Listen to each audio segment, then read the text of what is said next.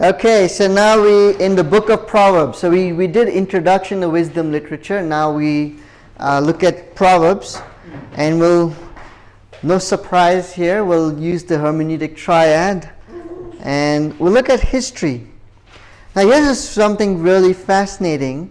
We'll compare Proverbs with other ancient wisdom literature. And so hopefully we'll learn a few things from that. Let me just start with the idea of sages or wise men. They generally palace bureaucracy. They are scribal class. They give advice to the kings. And there's an Indian folk tales, and it is a king. No, not at the same time as Proverbs are written. It's probably 1,000 years or so, give or take, maybe. I think it's like 1500 or something like that. Akbar and Birbal. I used to read those stories when I was a kid, and so you can Google it. And so Birbal was this vizier or the minister, advisor to the king, and he was known for his renowned for his wisdom, and and he'd try to get himself out of tough situations using his mind, using his wit. Some of it is, I think, just folklore. It becomes folklore. But the idea of a vizier, advising kings is very common. Was not, Nero had his own teacher, Seneca. It's kind of interesting. He eventually commits suicide because his student becomes nuts. Because Nero becomes this violent nutcase. And so, but the idea of someone advising the king, the kings knew they needed advisors. They needed wisdom and wise people who could help govern the country, govern the city or village or state, whatever they're ruling. So here's the Egyptian wisdom literature. It's Kagemi. Again, I don't speak Egyptian, so.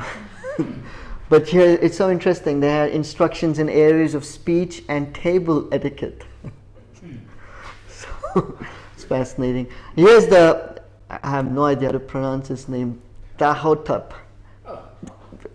No clue how to pronounce it, but he's a vizier, the advisor to the king, and he has 37 maxims to promote ideal of a quiet, content man of humility. Over and against someone who's belligerent, who's heated, who's fighting, and how do you be that calm person, a man of peace?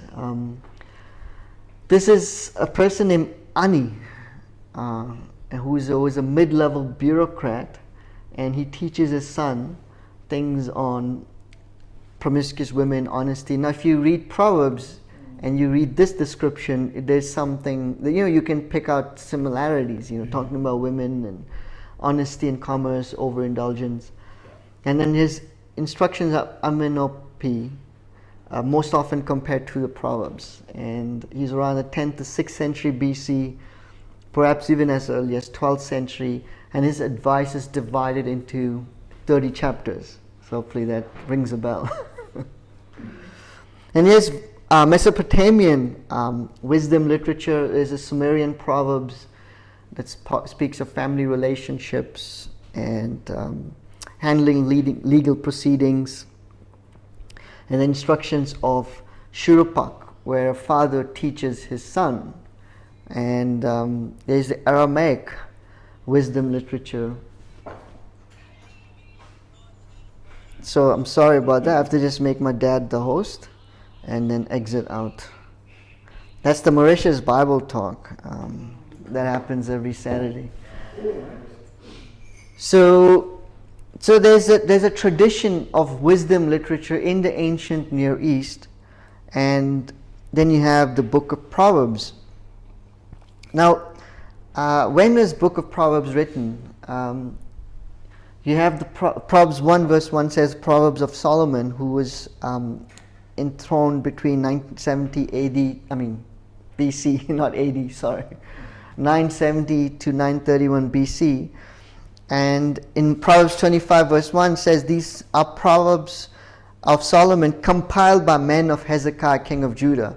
And Hezekiah was king between 716 BC and 687 BC. So when was it actually written? It was a compilation somewhere between 970 to BC to when it was compiled in between in Hezekiah's rule. Does that make sense? So there's like a block of time or a couple hundred years that it was probably written during Solomon's time, and then because there's also Proverbs, and we'll look at the structure of the book of Proverbs. It's the bulk of it is Solomon's Proverbs, and then you have Proverbs from others too, and then Hezekiah's men compiled everything. So you can't be definite to say it was written this time and this year, but you have a general sort of range to pick from. Does that make sense? So, and then let's start with Proverbs 1 verse 1. It says, Proverbs of Solomon, son of David, king of Israel, for gaining wisdom and instruction, for understanding words of insight, for receiving instruction in prudent behavior, doing what is right and just and fair, for giving instruction to those who are simple, knowledge and discretion to the young. Let the wise listen and add to their learning. Let the discerning get guidance. For understanding proverbs and parables, the sayings and riddles of the wise. The fear of the Lord is the beginning of knowledge, but fools despise wisdom and instruction.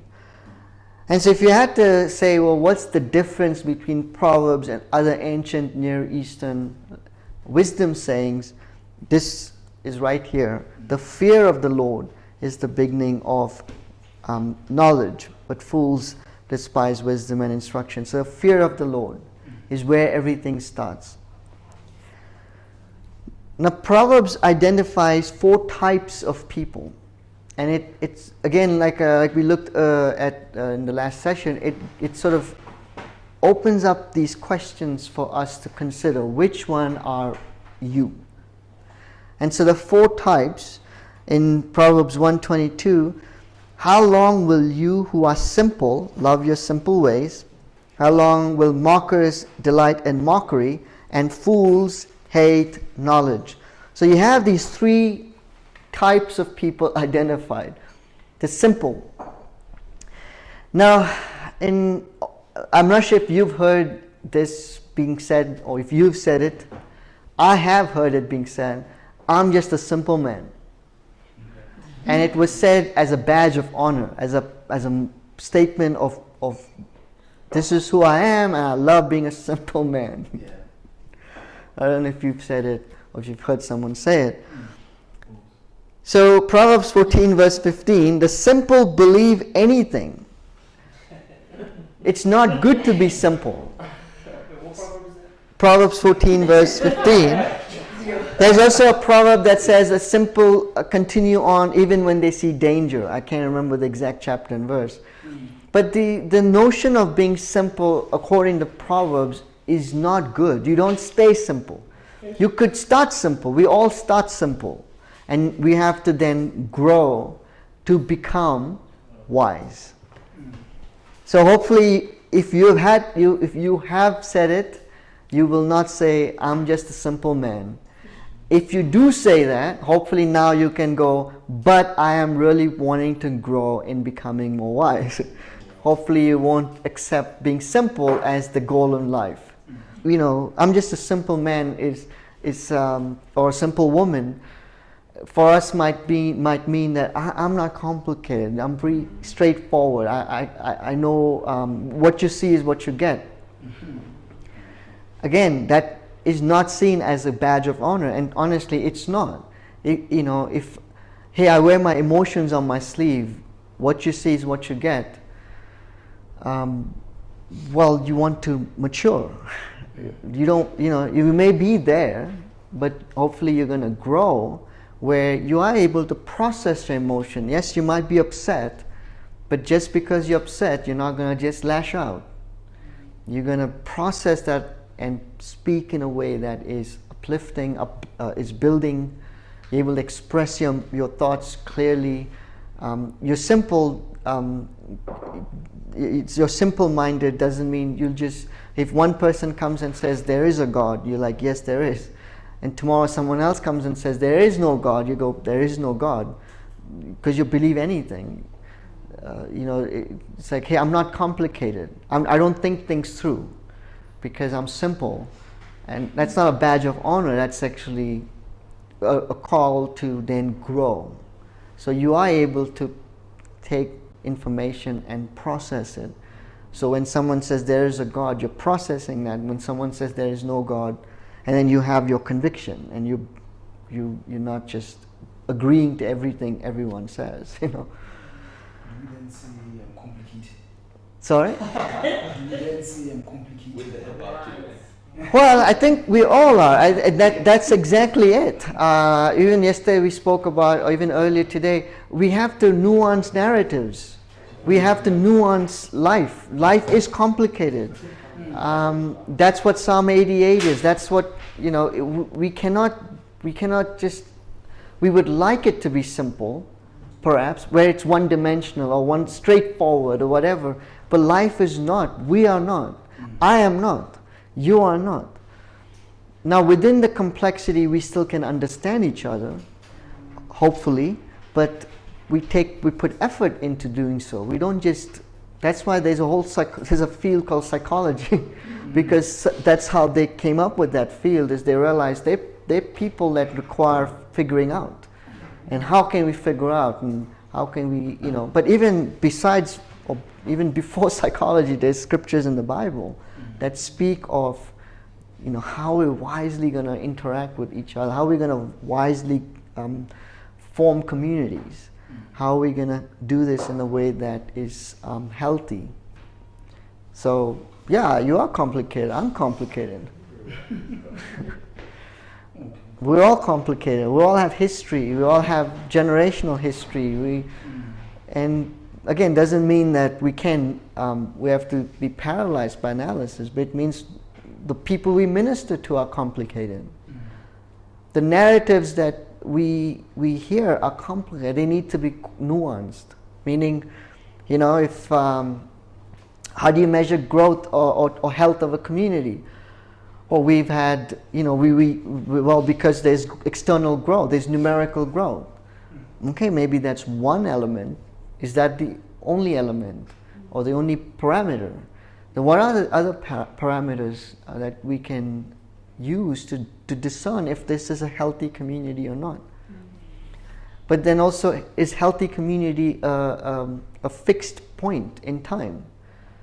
It's not, because communities change. People from campus go to singles. So I had a chance to speak to someone who does campus ministry just a few years back. And they really, they had a great thriving campus ministry. And when you have thriving campus ministries, you get called to give lessons at conferences and stuff. That's what you get, right? So, yeah, and so the person gave their spiel and what they think, what makes them successful, blah, blah, blah. And so I said, how's your singles ministry? How are you guys doing there? Because where do the campus students go? Some get married, but not all. They were in the camp singles. And it's like, oh man, we have a lot of kind of interesting dynamics there, and they're struggling with this and that. And so his campus ministry is doing well, but when they move into the singles ministry, they seem to have some difficulty adjusting. He didn't say that at the conference, because you don't get called to give conferences if your ministry is struggling. But that's nuancing a narrative. It's like, okay, and I'm not saying I'm not critical at that person. We all have problems, but that's listening to a narrative and measuring health and saying there's some good things happening. There's some concerns we have. How are we gonna? What can we do? How can we help? That's wise. How do you measure the health of a community? Wisely. How do you measure it over time? We're doing really well this year. How are they doing 25 years from today? They're not here. They're gone. Where are they gone? We have no idea. They left the church. Not sure they left God. We don't even know that. But they definitely aren't here. Why aren't they here?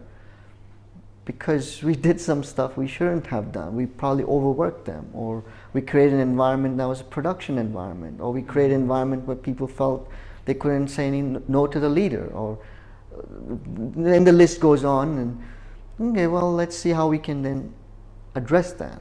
What can we do today so that 25 years from today, you're all in this room, or you're in some room, faithful to the Lord. Yeah. Health, measuring health is also long term, not just a semester or a season.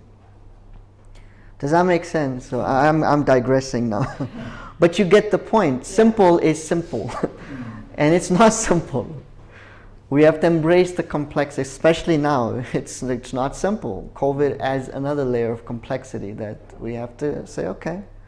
A mocker is someone who mocks. Proverbs 13 verse 1, a wise son heeds his father's instruction, but a mocker is the Hebrew word lutz, does not respond to rebuke. I think of the mocker as a class clown, just goofing around, and they just mock everything, including God's word. And a fool just outright, it's just fear of the Lord is the beginning of knowledge, but fools despise wisdom and instruction. They hate correction or wisdom or instruction. If a fool is sitting here, he or she is despising these instructions, just can't stand it. A mocker would just be goofing off and laughing and mocking. A simple would believe everything I'm saying. And a wise person, instruct the wise and they will be wiser still. Still teach the righteous, they'll add to their learning. So again, that's the good news about a wise person, is they're not born like that. They're just open to adding to instruction, and there's humility and so on. But you instruct the wise, they become wiser. It's almost unfair. This is the breakdown of Proverbs. As I mentioned, you have Solomon's Proverbs, which is the bulk of the book of Proverbs, and then you have other Proverbs with other, including the Proverbs 31 woman, which we won't look at. I was gonna look into it, but we just don't have time. And so here's the breakdown of Proverbs. It gives you a contrast between wisdom and riches. It's praising wisdom, and then teaching warning against those things that can be dangerous and harmful, like lust, idleness, deceit. And then you have the sayings of the wise, and more sayings of the wise, and the Hezekiah collection, as I mentioned. And so these other proverbs are words of Agur, words of Lemuel, and then again the Proverbs 31. So what are Proverbs? Let's talk about the genre. What in the world are Proverbs? As we looked at it, it's part of the wisdom genre, and we saw that in the last session. Proverbs are observational. So Proverbs 12 verse 15, for example, the ways of fools seem right to them, but the wise listen to advice. So this is an observation made. We make observations, right? And then we learn from those observations. And we say we would want to do what this person did because it seems to have worked out for them. And also we do say we don't want to do what this person did because I don't want to end up like that. I know people who don't drink at all. They don't drink a drop of alcohol because their family, their uncles and dads and what have you, were alcoholic to such extent that it devastated the family. So they do not touch a drop of alcohol. They have learned from it and they will not drink.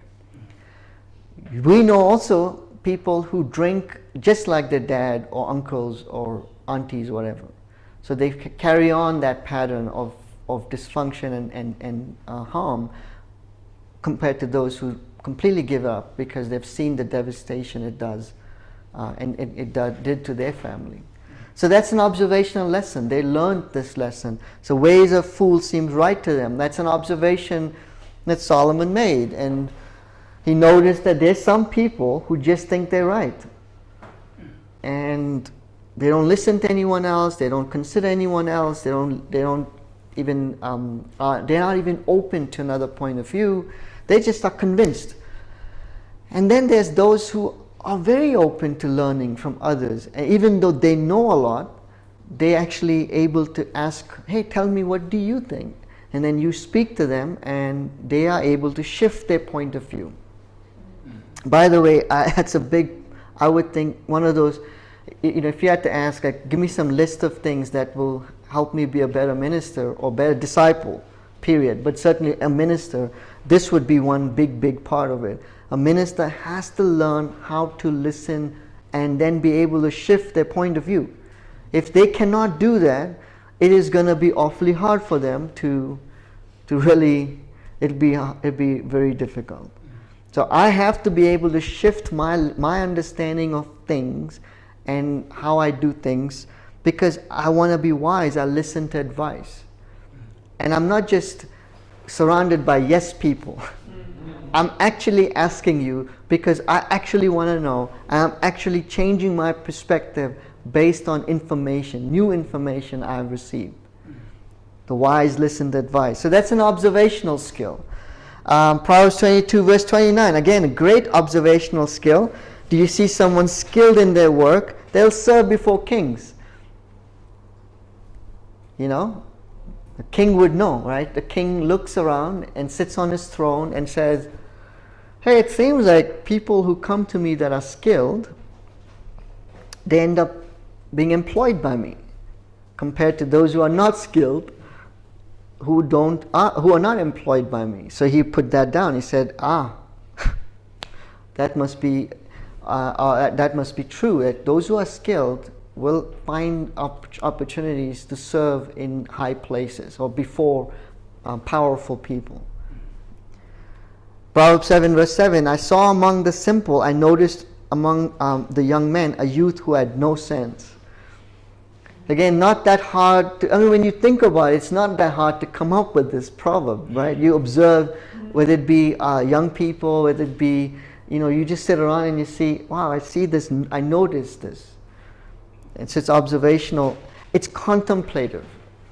Proverbs 24 verse 32, I applied my heart to what I observed and learned a lesson from what I saw. So it's contemplative. You're wondering, I wonder what makes someone successful. I wonder what it means to be successful. Then you start to kind of contemplate, and you observe and you contemplate.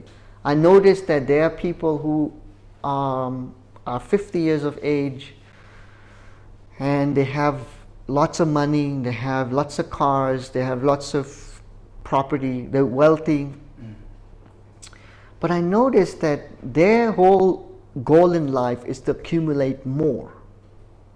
I also noticed that they have no relationship with their family and with their children. I noticed that they've gone through 3 divorces and they're now chasing another 20-year-old that should be their daughter, but they seem to be drawn to that. And their whole life goal appears to be to accumulate more wealth, to marry younger, or to have affairs with younger women. And they sound like they are 50, but they seem to be more like a 15-year-old. Okay, so I wonder if that's success. Does that make sense? And sorry? That's right. And then you can write Proverbs. Then you can contemplate that. Is that what success means? Do I want to be that when I'm 50? And if you're a 20-year-old young woman, do I want to be, a 50-year-old's, I don't know, what's the terminology these days? Not sugar daddy, but what's it? Blesser, right? Blesser. Yes, blesser, like, blessee. Yeah, blessee. That's it. So you contemplate it. And here's the thing, requires wisdom to apply wisdom. Proverbs 21 verse 14, a gift given in secret soothes anger, and a bribe concealed in the cloak pacifies great wrath. What is this proverb teaching us? It's teaching us to bribe. Proverbs 17 verse 23, the wicked accept bribes in secret to pervert the course of justice. So you have two proverbs, one saying give a bribe, one says bribe perverts justice. So wisdom requires wisdom to apply wisdom. So Proverbs 23 verse 13, for example, do not withhold discipline from a child. If you punish them with the rod, they will not die. Punish them with the rod and save them from death. So which one do we, so do not withhold discipline, punish them with the rod, and that way they will be saved from death. This is one of the proverbs we use to justify corporal punishment for children. Just like the previous one, where one says bribe, one says bribe is injustice, this one saying beat your child. Is that what it's really saying though? What's the point of this proverb? It's to let them live. How do you correct them so that they can experience life and they do not go down a path of death? Wisdom requires wisdom to apply wisdom. So there's a assumption that you're wisely applying these scriptures. You're not just blindly doing whatever it's saying. And there's also an implication that you are surrounded by wise people that are counseling you, teaching you. And that's what, if you look at there's sections of Proverbs where it says, my son, I'm instructing you. So there's an assumption that you have an instructor that is helping you navigate through these complex life situations. Should you bribe? Should you not bribe? Should you beat your child? Should you not beat your child? You should never beat your child. Let me just start. That's even poorly worded on purpose. You should never beat your child. That's not what this proverb is saying. It's saying you have to discipline your child, and the method of discipline is the rod, so that they may live. But does that mean how should you do it? Does that mean you should just blindly take a rod and start beating? Again, that's the point of Proverbs, is you are applying this prayerfully, and also there's no guarantees. Proverbs 22 verse 6, start children off on the way they should go, and even when they are old, they will not turn from it.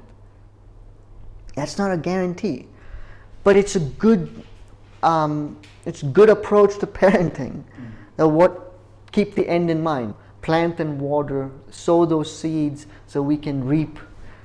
But it's not a guarantee. Life is not a guarantee. Doesn't work like that. Inspirational. Proverbs are inspirational. Do not be wise in your own eyes. Fear the Lord and shun evil. So there's godly inspiration in Proverbs. It's not just observational and contemplative. There's inspirational. This is scripture after all. The challenge of Proverbs. See it, do it method of reading. This is not a good method anyway for reading the Bible in general. That's why we have classes on hermeneutics. But certainly in Proverbs, for sure, see it, do it method is going to cause you more problems than solve problems for you. And it's a simple way of reading, and simple is not a compliment. Again, the challenge of Proverbs, tempting to use this method while reading Proverbs, the see it, do it method is not, it's tempting to do. But again, Proverbs demands that we wisely read. Like I mentioned, Proverbs, you're reading Proverbs with a guide or teacher. It's implied. Proverbs 8 verse 33, listen to my instruction and be wise. Do not disregard it. So you're reading Proverbs within a communal setting. You have mentors you're reading with, or who's guiding, helping you. You're able to work together and ask the question. I think that's the big takeaway from wisdom literature, is you're meant to ask questions.